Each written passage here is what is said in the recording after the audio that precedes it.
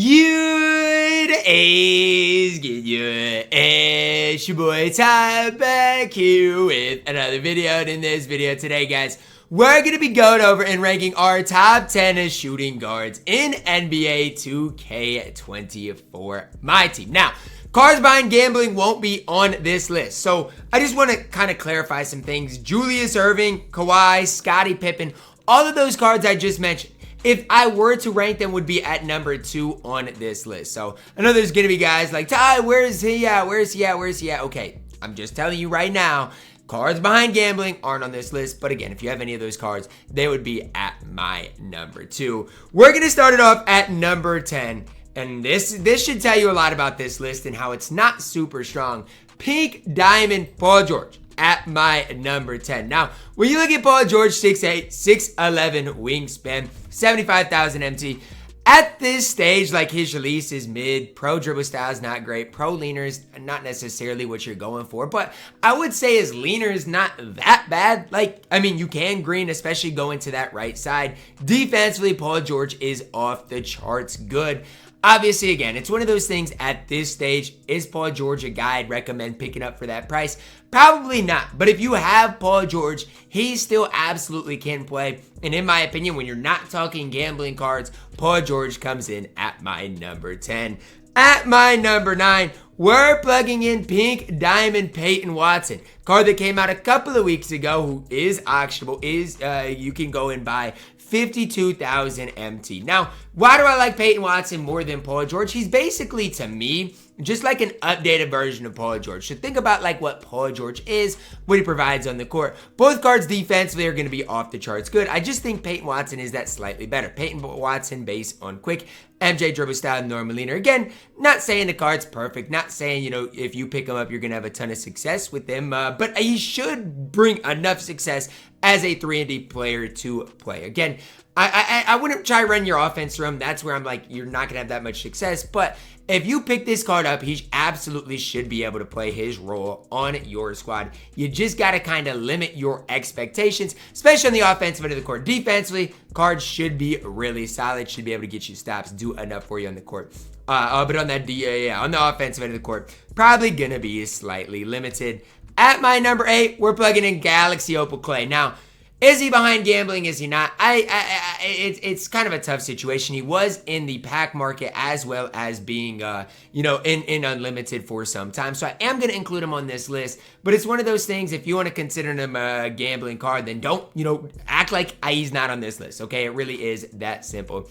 Really is that easy to understand. For me, Klay Thompson, I never got the card. But when I play against him, I kind of struggle against the card. Like, his offense is solid enough because his ability to shoot the ball. And defensively, I honestly think he's underrated. For me, Klay Thompson, really solid. Again, I never ended up getting the card. I played a ton of unlimited. 2K never blessed me with the card. But played against the card quite a bit. And definitely a card I like and respect coming in at my number 8.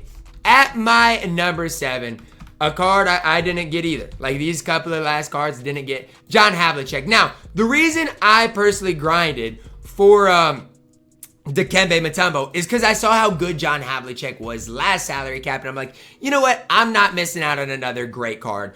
Kevin Knox based on very quick. Kyrie dribble style, can move and groove. Kobe leaner. Great defense. The only downside to Hondo is the fact that he is 6'5". And again, that's, to me, when I'm looking at Hondo, if you don't like him, the reason I don't like him. Everything else, I think the card does at a really high level. Movement-wise, can be that primary. Boy, another defense-wise, good enough. Again, it's just that height that does leave that little bit to be desired. But John Havlicek, again, was free in his salary cap. And for that, I definitely do respect the card. Coming in at my number 7. At my number 6, we're plugging in Mr. Kyle Korver, the best offline player maybe in the entire game. And I'm not trying to sit here and gas Kyle Korver.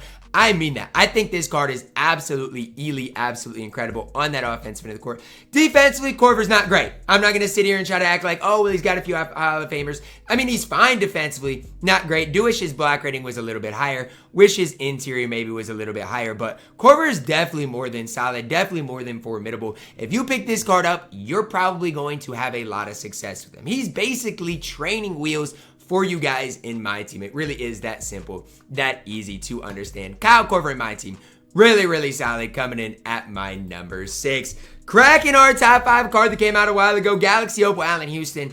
And again, if we're talking including gambling cards, Allen Houston definitely is not in my top 5. But if we aren't including gambling cards, I think Allen Houston needs to be talked about. Has the Pro 2 leaner, 6'6", can create his own shot. I mean, what is there not to like about Allen Houston? Now, if you want to, rank Kyle Korver over Allen Houston, do what you have to do. But my whole thing with Allen Houston and the reason I like him more than Kyle Korver really is because of that Pro 2 leaner. And maybe I should be higher on Kyle Korver. You guys can let me know that down below in the comments. But Allen Houston, kiss per base on very quick, Kobe dribble style. I personally think even defensively, he's going to bring slightly more to the table than a Kyle Korver. So for me, I am putting Allen Houston that slightly higher just because I think defensively he's a little bit better. And that Pro 2 leaner is one that I definitely like and definitely can respect. Allen Houston did play with him for quite some time on my main account. Didn't get him on my nobody spent, but if I had him, would probably use the card. Just comes down to offensively very talented. At my number 4, a card I might get back into my lineup very soon.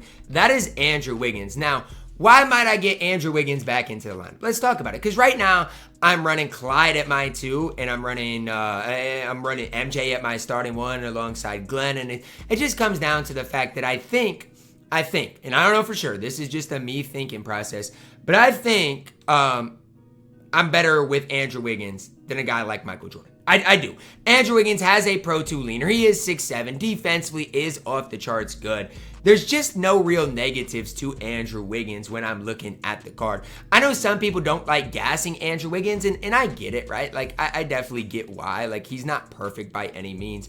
But, in my opinion, offensively, defensively, he's tough to beat. He's not Glenn Rice, right? He's not going to create his own shot to that level. And even if you do look at his dribble sigs, they're not perfect. A lot of those pro dribble sigs that, they're not bad, but they're just not great by any means. So, that's what I'm looking at for Andrew Wiggins. I feel like for me, I can't really dribble that well, so Andrew Wiggins does play well into what I want to do on the court. Even for you guys, though, on the court, I think Andrew Wiggins is going to do what you want him and need him to do on the court. Andrew Wiggins, rush card, that still is super relevant in my team. Jarrett Wallace coming in at my number 3, and you guys might be like, Ty, where was he at? How is he not behind gambling? Well, Jarrett Wallace was available, I think via the ball drop. It was what, like a Easter event, maybe something like that. You could get this card for free. Now, obviously, I didn't get him for free, but I know there were some people out there that did. So I at least have to talk about Jarrett Wallace and what he can maybe provide for you guys when it comes down to it. Defensively, Jarrett Wallace, off the charts good. I honestly think he's pretty similar to Andrew Wiggins in the fact that, you know what, both cards are cards that offensively aren't going to be the best card in the game, right? Neither one of them, but they're both going to play their role. Defensively, be really solid. Offensively, you know what? They're going to knock down shots and do enough for you. Difference is, Jarrett Wallace does have the Kobe leaner. Andrew Wiggins has the Pro 2 leaner. But I do think Jarrett Wallace is going to be better for you guys on the defensive side of the ball, defensive end of the court. So that's why, for me, I'm putting Jarrett Wallace at my number 3 and Andrew Wiggins at my number 4. At my number 2, Andre Iguodala. Crazy. The fact that Andre Iguodala, after all this time, is this high. Now, again, people are going to say, well, Ty, he's behind gambling. Well, yes, but you also at level 37 could get Iggy in my team. And if you do, you've got an incredible shooting guard in my team. Doesn't get much better than him. 6'6", 6'11" wingspan. Has the Pro 2 leaner. Defensively, has every badge you could ask for. Offensively, Iggy base on a very quick MJ dribble style Pro 2 leaner. Again, I'm not trying to sit up here and say Iggy's perfect, because I don't think he is. But at the shooting guard position, defensively, gonna be great. Offensively, gives you enough. Not saying he's perfect, but I do think he gives you enough on that offensive end of the court to talk about him as a top 10 shooting guard. Coming in at my number 1 by a wide country mile, Glenn Rice. The rest of these cards, honestly, the gap between Peyton Watson and Andre Iguodala is less than the gap between Glenn Rice and the gap between Glenn Rice and Andre Iguodala is wider than the gap between Andre Iguodala and Peyton Watson. It's crazy. The rest of these things, you could kind of arrange them how you want. If you want Korver at number 2, you want Peyton Watson in your top 5. It really is up to you. I just go to my old reliables in Andrew Wiggins, Allen Houston, just because I've used them so many times and have had a lot of success with them. But Glenn Rice has Patty on very quick. Just going to do so much for you well on the court, even defensively, guys. That's the one part about the equation I don't think it's talked about enough is the fact that Glenn Rice on the defensive end of the court is so good. 6'8".